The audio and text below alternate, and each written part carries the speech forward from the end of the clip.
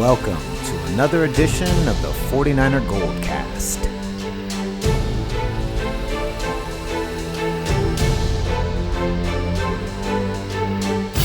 San Francisco, are you ready?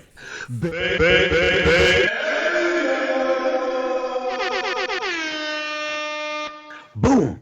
Welcome to another edition of the 49er Goldcast. We are the voice of the faithful. I'm your host, Rudy Solis III, and with me is my brother, my co-host, Raymond Salisa first, baby. and our esteemed co-host, Old Man Davis. Boom! All right, gentlemen, here we go. A tight, thrilling finisher. It's funny how even like a loss can be thrilling. That's kind of where we are. But I think the biggest takeaway is that for the first time since like week 2 or 3, the 49ers play 57 minutes of football. They didn't do the full 60. We weren't able to win, but we've been complaining all year long about 30 minutes of football. And finally, the San Francisco 49ers give us 57 minutes. The defense and the offense led by Colin Kaepernick showing some signs of life that we have not seen in the previous weeks. Raymond, let's start with you. You were really high on the defense, despite Colin getting a lot of press this week. So let's talk a little bit about that. Well, Colin played good. I mean, the last 2 weeks he's thrown over 50% of his passes, and that's certainly something to take note of. You know, he also protected the football the entire time, much better than Carson Palmer, who's known to give up the ball, especially late in games when the game is on the line. The unfortunate part is just we're just too young and ill-equipped to really capitalize on that. And the defense really kind of gift-wrapped that game for the offense. Unfortunately, they just couldn't get it done when it needed to happen, especially when you have 4 turnovers. If you win the turnover battle and your ratio is 4-1, you should be winning 90% of those games in the NFL. That is just how the statistics or the odds usually sway when it comes to the turnover battle. And unfortunately, the Niners came up short, but there was a lot of good things to take away. We don't know if it's going to be a foreshadow of things to come, but we do know that the game was worth watching all the way to the last second, which is a far cry from the previous 7 weeks. At least I would say, I'd say Dallas was probably the last game that they played this close. And of course, week 1 That's how I felt. against St. Louis. So I'd say this is the third decent game the Niners have really put together. I mean, you could also throw in, I'd say, the Carolina game. You could throw in there because they did make an effort towards the end there, but then Gabbert gave up the football. But I'd say definitely those 3 games that I previously mentioned stand outside of the rest of the pack, the rest of the 6 games. But I mean, the defense was great. Bethea actually played pretty well. He was not caught out of position as much as he was the previous 8 weeks. Jimmy Ward played really good, despite the fact that Fitzgerald caught 12 receptions for 133 yards. He was targeted 18 times. So those other 6 passes that didn't make it to Fitzgerald, those were knocked down by Jimmy Ward. So he had a lot of pass deflections, which was great. Gerald Hodges was in great position at inside linebacker for the first time in the whole season. Eric Reed finally showed up and had a pick, which was terrific. Keith Reeser had a fumble. He played really good. Eli Harold had a sack and a fumble in the same play against Carson Palmer. That was terrific to see. The secondary played really well, despite a lot of yardage accumulated from Carson Palmer throwing the ball. I mean, he had to throw practically 50 times just to get 376 yards, while Colin Kaepernick was a little bit more efficient, only threw 30 attempts, 17 completions, 210 yards, 1 touchdown, no turnovers. He was also had 55 yards on the ground, including a game-tying touchdown late in the 4th quarter. So that was really good awesome to see. Yeah, that was great. Now, here's a question. Here's a question real quick. Now, does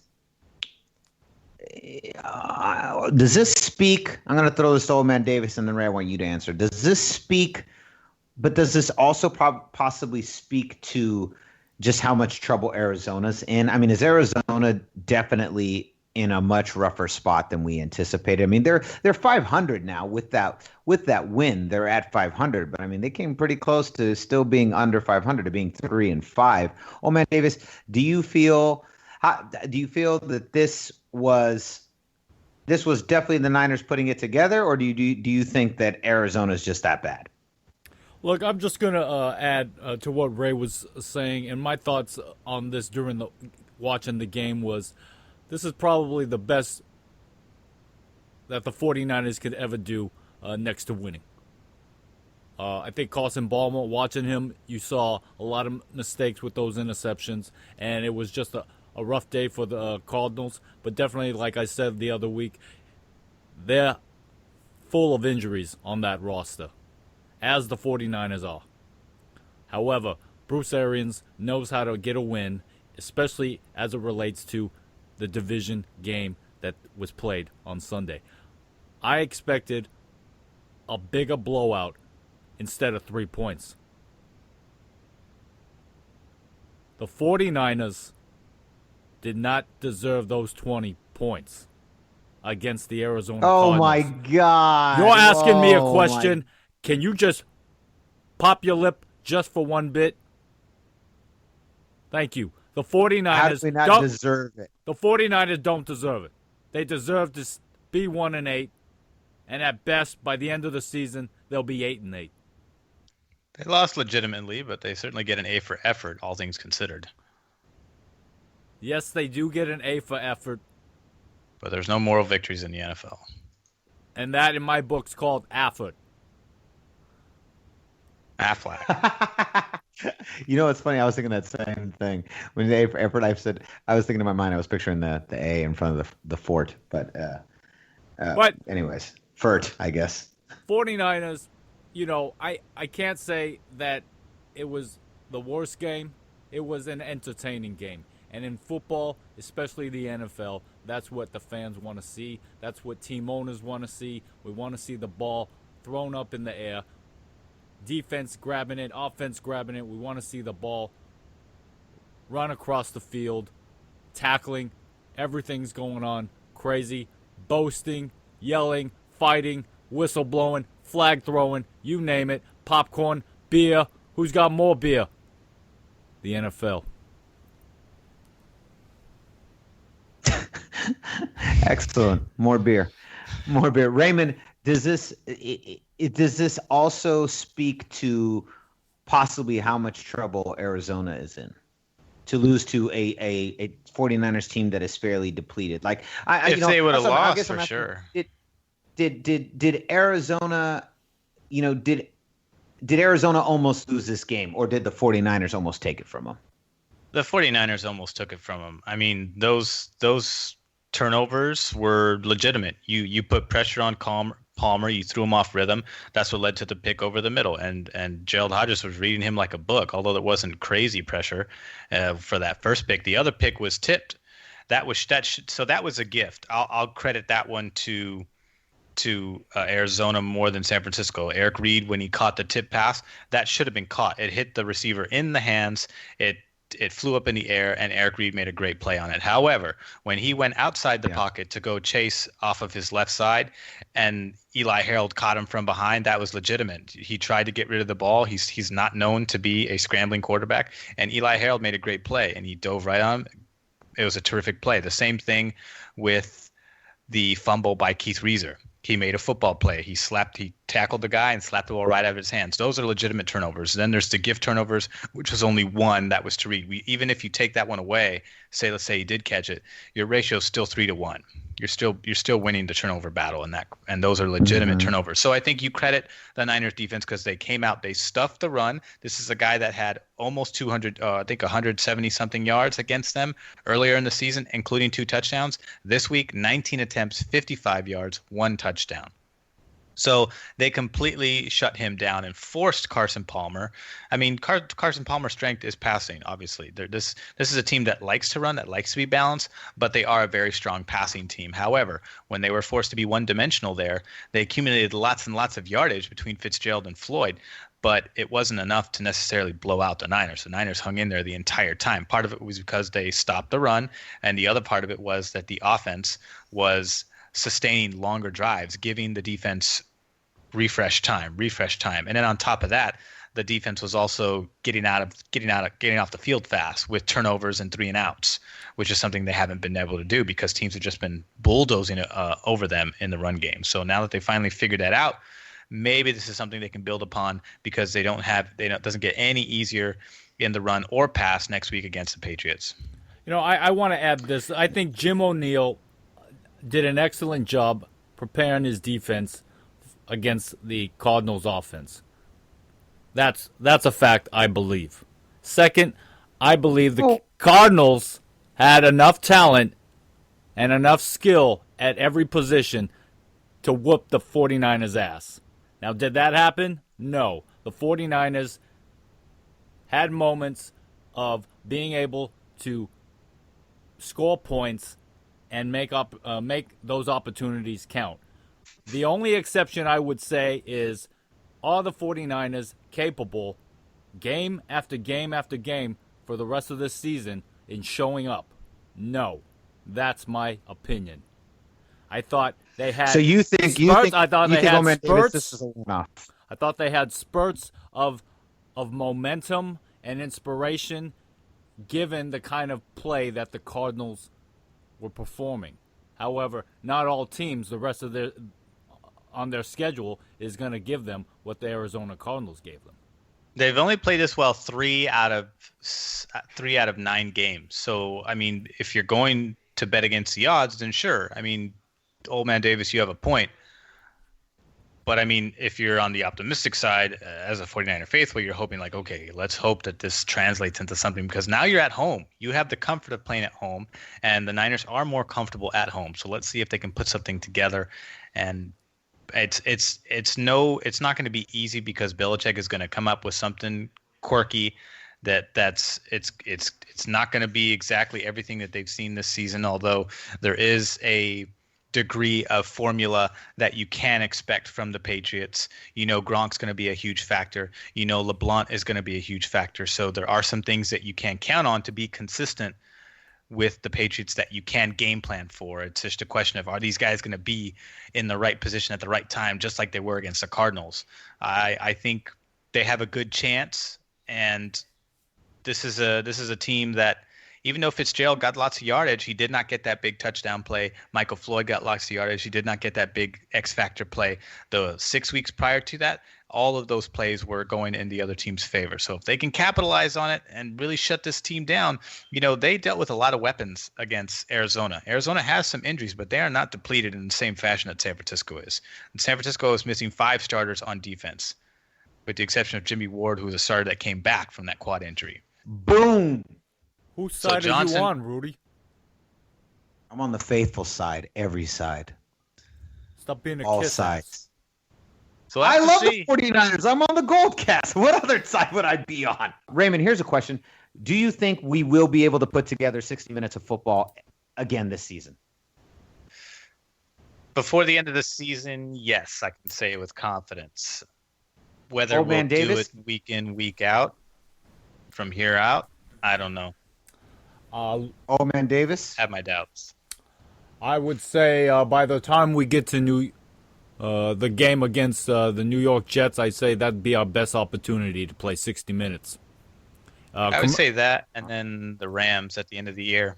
Commercials included. All right, here we go. Moving on.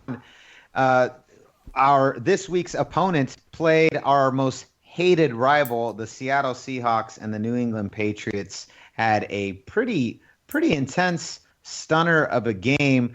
Final score, Seattle 31, New England 24. This game ended at the exact same spot on the field that their Super Bowl matchup a couple years back ended, on the goal line with the game in the balance. New England trying to make the final score. Seattle was trying to make the final score. This time New England was trying to make the final score. New England got an interception, which ended the Seahawks' chances of winning 2 Super Bowls in a row. This week, Seattle stuffed New England 4 times in a row and denied them an opportunity to tie the game or possibly get the go-ahead points with the 2-point conversion. So I guess the question is now, has Seattle really kind of reasserted themselves? Obviously, they're first place in the AFC West, but have they reasserted themselves back to a level of dominance that we saw a couple years ago? Old Man Davis, what do you think? Are they like the team to one of the teams to beat in the NFC in the NFL besides Dallas, obviously? I wouldn't give them that much credit. I like what I've seen so far in the games that Seattle's played in the last 3 weeks. Russell Wilson's making better communication with his receiving core. The running backs are not where they are because of injury, but they are given opportunities to give the defense different looks other than Russell Wilson just passing the ball. He has the ability to run, so that obviously throws off defenses. The defense, I would say, is also been known to dominate over the last few years. However, this defense this year is probably not the better of their teams, and so I could only just say that they're not anything like, let's say, a Cowboys team would be, or a New England Patriots team. But as it relates to the NFC, I would say they are a playoff team, but definitely the number one team within their division. Yeah, kind of clearly the number one team in the NFC West. Raymond, you think outside of Dallas, is this a team to beat? I think they're always a threat. I don't necessarily know if they're on a dominant tear now, but I think they've definitely taken good control. I think Arizona's still in the mix. You can't necessarily count them out. You don't know. Sometimes they were a team that also started off kind of rocky and then turned it up late in the season too. They're kind of similar to Seattle. The only difference is Seattle has been doing it longer. So I think you have a little bit more reassurance in terms of when Seattle will come together. You kind of feel a little bit more confident about it. I mean, Arizona, I think maybe the pundits are going to get on Arizona and criticize them despite the win. But at the same time, I think you got to give credit due to San Francisco too. At least that's what I saw on the field. And especially when you compare it to every previous week, it was a completely different defense. Same exact squad, same missing components. They just were in position. They were all doing exactly what they needed to do. And that's what happens when you're in position versus every other week where everybody seemed to be out of position more than once throughout the entire game. So in Seattle's case, it's great to see them beat New England. That's always a double-edged sword because it doesn't matter who wins or loses. You're happy and you're also disappointed at the same time because you're like, damn it, they won. And then you're like, damn it, they lost. So great to see New England win. Hate to see Seattle win. I mean, great to see New England lose. Not great to see Seattle win. But, I think they'll probably come out on top of the NFC West. I wouldn't be surprised if they did. Because there's still half the season left. I guess it's realistic that Arizona could make another run. I mean, that's not out of the realm of possibility, right? Yeah. That's true. So moving on, speaking of, there was a bye for the top of the AFC West, those Raiders. Old Man Davis, how you feeling about your Raiders right now? They're coming off a bye. They're ready to get back. They just beat Denver in a huge game to take advantage of the AFC West. Thoughts and feelings from Old Man Davis. I think the Raiders are in an excellent position, far ever than they were in the past decade. I think they could be just as confident in themselves, if not overly confident in themselves, as Tom Brady is in coming back from his 4-game suspension and leading his team to another Super Bowl appearance. I think the Oakland Raiders are doing so well and they're feeling so good about themselves. It's even as high up there as Mark Davis feels good about his haircut. I think the Oakland Raiders are doing such a tremendous job. They feel more secure with their positions than a GM like Trent Baalke feels about his position. Always got to bring it back to the Niners. Always got to do a little rib, huh? Got to do a little rib. Also, Raymond, I do like that how this that second topic we talked about Seattle, and you spent about 2 seconds on them and then went right back to the 49ers defense playing so well on Sunday. Hey, I gotta true stay on faithful. topic. Gotta stay on topic. You know, they're playing home this upcoming week, and Houston's coming in, and I don't see there being too much problems happening that the Texans are going to give the Raiders. But I could honestly say that the Raiders would make it a game rather than a blowout. Okay. Okay. Yeah, Raymond, do you see Raiders getting past Houston? Offensively, totally. I mean, if Texans had a better defense, then I would put them in that category. But the Raiders, here's the thing: if the Raiders defense, the Raiders defense that they are now, which is very inconsistent and tends to lean on the offense to bail them out of games, if that defense shows up and Houston plays pretty soundly, then they can come up with an upset easily. But if I was a betting man, I'd put my money on the Raiders. Boom, there it is. Reluctant. Yeah, Raiders looking pretty good. The Chiefs are chasing you guys. They've won 5 in a row. But here's the thing: I think Andy Reid is one of the best regular season coaches. I never trust him in the post. I never trust him in the playoff time. I think he's a wonderful regular season coach, and I think many times, more often than not, his teams look incredibly dominant during the regular season. But then when it gets to the postseason, I just feel like Andy Reid, as great of a coach he is, I feel like that's about all he can give you. You know, we're talking about 60 minutes of football. I feel like all Andy Reid can really give you is 16 regular season games. But he can't give you postseason games. He can't give you a Well, he's only playoff been to run. the big show once. He has been to the NFC Championship a couple times. So, and Alex Smith has progressed in the playoffs under Andy Reid. He's also lost in the first round. So if they were to go in the playoffs, then I would take Alex Smith over Derek Carr easy, because that's when KC's defense is going to show up, and then it's just the offense versus the Raider defense, and Alex Smith always plays at a higher level in the playoff round. Derek Carr is an unknown. He's a wild card. We don't know what's gonna happen when he gets in there. We know that sometimes he gets a little anxious if the game's on the line and likes to force the ball in there. That youth in him could show up in a big time game like that.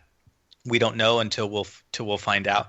But if it comes down to both those teams in the playoffs, I would put my money on KC, because the defense is better, and defense will take you further along in the playoffs than a really good offense. Ooh, Old Man Davis, how do you feel about that? Ray would take Alex Smith over Derek Carr in the playoffs. What do you have to say to that? Shots fired. Bang, bang. I think, Ray, you just better stick to the 49ers red and gold, okay? I won't get any more invites to the Silvercast now. I know. No more invites. No more post-game shenanigans. None of that crab dip you enjoyed time after time. No more saltine crackers. No more Evian water. All that. Evian gone. water? I don't know. Evian. No more oxygen. Evian. No more oxygen tank. Inhalation. Yep. All gone. All gone. All gone. Well, both teams are tied at 7-2, and that'll bring us to the greater NFL playoff picture. Raymond, go over last week's picks. Who did we have all set up from last week? Who do we have? Well, we each picked one team. From the AFC, you picked New England. From the NFC, you picked Dallas. Old Man Davis, you had the Raiders in the AFC, and on the NFC, you also picked Dallas. And I was just like you, brother. I picked New England and Dallas. Boom. All right, so let's move on to our second round. So we each have chosen one from the East, two teams from the East. So let's move on. Old Man Davis, tell me, who is your next representative, you are guaranteeing will be in the playoffs at the end of this season? Who's going? Bam, let's hear it.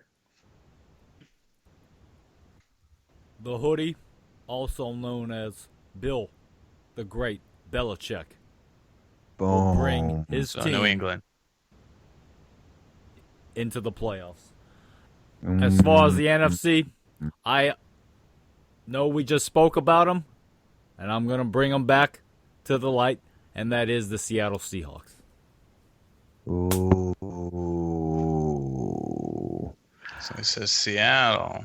Have some of that carbonated water that he's drinking.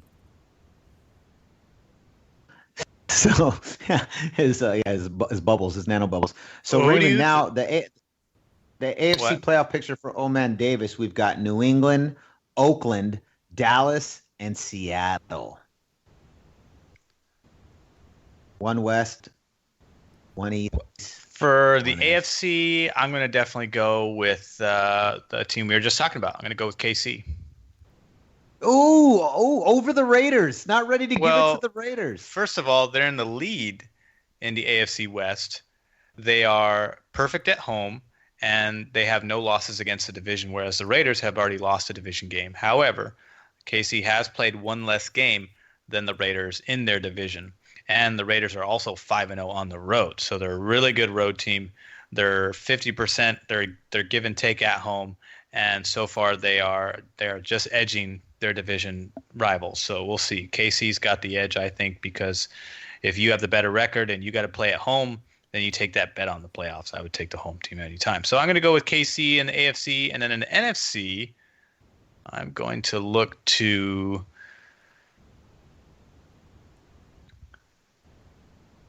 I'll go with Seattle. I'll take that bet too. Ooh. I think for sure Seattle. Better Seattle than the Gold Cast Red and Gold 49ers. How you at, Sourdough Sam? Well, we're almost Did somebody almost call out my of it. name? Hey, it's Sourdough Sam. Welcome back, Sourdough Sam. We missed you, buddy. How have you Hey been? there, guys. How you guys doing? Be doing better Alright. if you brought some clam chowder to the show. Well, And brought some W's with you too. Yeah, with some of that sourdough. crab season back in, and I just happened to take all the clams, all the wild men, and all the guys, the fishermen, just taking all the crabs. So I got these bag full of clams for you guys. You guys come on over. We're gonna be here in Santa Clara, just cooking them up on the grill. Or you can just eat them raw. Okay. Hope to see you Cook there. clams on a grill. All right. Thank you, Sourdough Sam. It's always a pleasure when we get Sourdough Sam onto the show. It's always a pleasure. All right. So Seattle, Raymond. So you say Seattle and Dallas, Kansas City, and New England. I like it. I like it a lot. All right. So my final picks for today. I'm going to go south. NFC South. And I'm going to say the Atlanta Falcons are going. I almost picked them. Yeah, I think the Atlanta Falcons are going. I don't think they're going to get very far, but I think they're going. So you can put me down for Atlanta Falcons in the NFC, and that's my first NFC South representative. And for the AFC, Go with the Browns. Go with the Browns. God, the Browns are so tempting. I'm gonna make my first I like those risky ones, and I say several years in a row I picked some risky ones and really, really gone out there. I was the person who famously called Philadelphia would not make it a couple years back. I'm gonna go. So I went from NFC South. I'm gonna go to AFC North, and I'm gonna say Baltimore Ravens are in. You're in. I'm just not ready to give it to it. Yeah, they're 5-4. I think here's the thing. I think Pittsburgh is in deep trouble. They've lost 4 in a row. They've lost 4 in a row. I think Baltimore is still a good team. I trust John Harbaugh. I don't know if Cincinnati has enough to climb out of the hole they're in. They're 3-4-1. I'm gonna go with Baltimore. Go with Baltimore. They've won 2 in a row, and I think they're gonna represent the AFC North. That's a hot take. It's early, but I'm going with Baltimore. I don't want to go with the sure bet. It's so obvious. Go with the sure bets. I already picked New England and Dallas. That was, I like to go out there a little bit. So today I went with Atlanta and Baltimore. I'm gonna take some risks in week 2 of our playoff predictions. Our playoff predicts. Yeah. All right, here we go. Moving on, our final topic of the evening. It's all about that money. That cream. That cabbage. Relish. Celery. That broccoli. Cilantro. That parsley. That oregano. Mint. That pesto. Them pesos. Them shamrocks. Them doubloons. That turf green. Turf green. Here we go. New England at San Francisco. Now, before we even decide where we are on the sides of the bets, I just want to know, Old Man Davis, what do you think the spread is? How brutal do you think it is this week? Or how not brutal? Maybe after our showing against Arizona, Vegas has more faith in us. 7 points. Ooh, 7 points. Okay. Raymond? I'm going to say 10. Ooh. Raymond, you were closer. The spread is a whopping 13.5. So just about 2 touchdowns. Yeah. Let's round it up. Yeah, they just wouldn't give us that. They wouldn't give us that. They wouldn't give New England that last 0.5. I get maybe, I don't know. Maybe their kicker breaks a toe or something. Not sure why we got 13.5, but 13.5 is the spread. Obviously in favor of the 49ers. No, just kidding. In favor of New England. The question is, gentlemen, do you take that bet? Old Man Davis, you go first. I do take that bet, and I just want to confess that my 7-point guess was my hat nod in my faith for the faithful. Okay. All right. Fair enough. I like that the closest Old Man Davis can get to actually showing faith in us is saying we'll only lose by 7 points and not 14. But that's better than nothing. I'll take it. Raymond, do you take that bet? 13.5.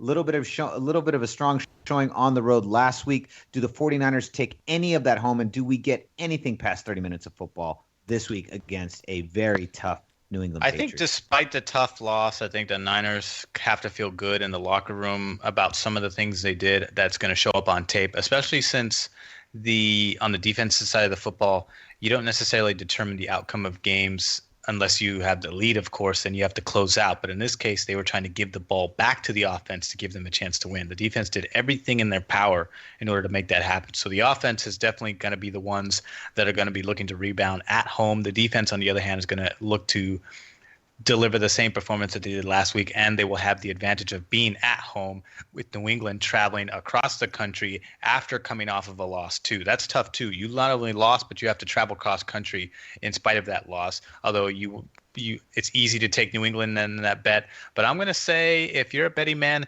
take the under. I'm going to go with the glasses half full. Niners come out and compete, and they cover. They do not cover the spread.